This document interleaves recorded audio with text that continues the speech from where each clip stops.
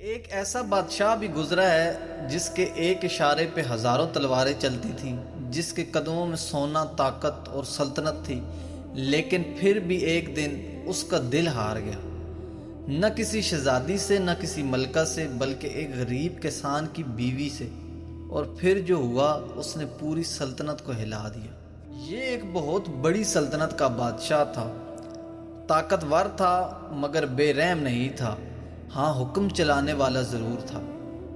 اس کے محل میں ہر چیز موجود تھی، دولت، فوج، عزت، شان و شوکت، لیکن اس کے اندر ایک خامی تھی۔ وہ جس چیز کو چاہتا اسے حاصل کیے بغیر نہیں رہ سکتا تھا۔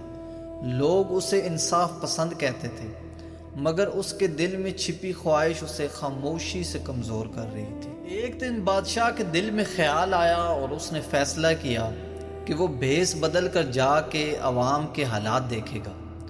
وہ عام لباس میں شہر اور گاؤں گھومنے لگا۔ پھر ایک دن ایک چھوٹے سے گاؤں کے کنارے اس کی نظر ایک عورت پر پڑی۔ وہ مٹی میں کام کر رہی تھی، چہرے پر پسینہ، لیکن اس کے چہرے پر ایک عجیب سا نور بھی تھا۔ نہ زیور، نہ شاہانہ لباس، پھر بھی وہ سب سے مختلف تھی۔ بادشاہ رک گیا اور پہلی بار اسے محسوس ہوا کہ اس کا دل تیزی سے دھڑک رہا ہے۔ اس دن کے بعد سے بادشاہ بالکل بدل گیا۔ وہ روز اسی رستے سے گزرتا، صرف اس لڑکی کی ایک جھلک دیکھنے کے لیے۔ اس نے اپنے وزیروں سے معلوم کروایا کہ پتہ لگایا جائے یہ عورت کون ہے۔ جواب آیا کہ یہ ایک غریب کسان کی بیوی ہے اور اس لڑکی کا نام زویا ہے۔ زویا ایک وفادار بیوی ہے جو اپنی غربت میں بھی خوش ہے، لیکن بادشاہ کے لیے اب یہ نام ایک جنون بن چکا تھا۔ بادشاہ نے وزیر کو بلا کر کہا کہ میں اس لڑکی کو اس محل میں دیکھنا چاہتا ہوں۔ وزیر سمجھ گیا یہ حکم نہیں، خواہش ہے۔ وہ کسان کے پاس گیا اور لالچ دیا، بادشاہ تمہیں سونا، زمین اور دولت دے گا، بس اپنی بیوی دے دو۔ کسان نے ایک لمحہ خاموشی اختیار کی اور پھر کہا، میں غریب ضرور ہوں لیکن اپنی عزت نہیں بیچ سکتا۔ یہ بات جب بادشاہ تک پہنچی تو اس کا غرور جاگ اٹھا۔ محبت اب غصے میں بدل چکی تھی۔ بادشاہ نے حکم دیا کہ کسان پر جھوٹا الزام لگا کے اسے قید کر دو، اور کسان کو جیل میں ڈال دیا گیا۔ اور پھر زویا کو زبردستی محل لایا گیا۔ زویا محل میں داخل ہوئی، ہر طرف سونا، روشنی اور شان و شوکت تھی، لیکن اس کی آنکھوں میں خوف نہیں تھا۔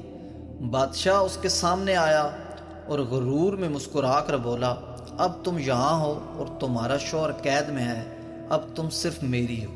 زویا نے بادشاہ کی آنکھوں میں آنکھیں ڈال کر کہا، آپ بادشاہ ہیں اسی لیے لوگ آپ سے ڈرتے ہیں، لیکن آج آپ اپنے دل کے غلام لگ رہے ہیں جو اپنے نفس پر قابو نہ رکھ سکے، اور دوسروں پر کیا حکم کریں گے۔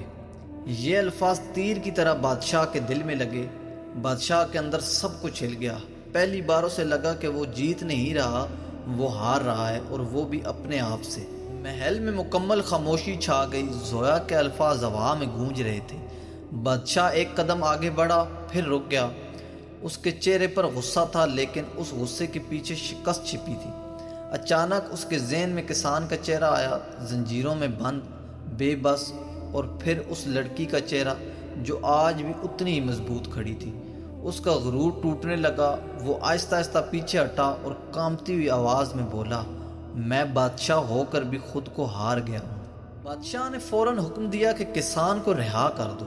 سپاہی حیران تھے، پوری سلطنت خاموش تھی۔ زویا جانے لگی تو بادشاہ نے آہستہ سے پوچھا، کیا تم مجھے معاف کر سکو گی؟ زویا رکی اور کہا، میں آپ کی دشمن نہیں ہوں، لیکن یاد رکھنا کچھ زخم تلوار سے نہیں، خواہشوں سے لگتے ہیں۔ بادشاہ وہیں اکیلا اپنے محل میں کھڑا رہ گیا، اور اس دن اس نے سیکھا کہ حکومت تخت سے نہیں، نفس کے قابو سے ہوتی ہے۔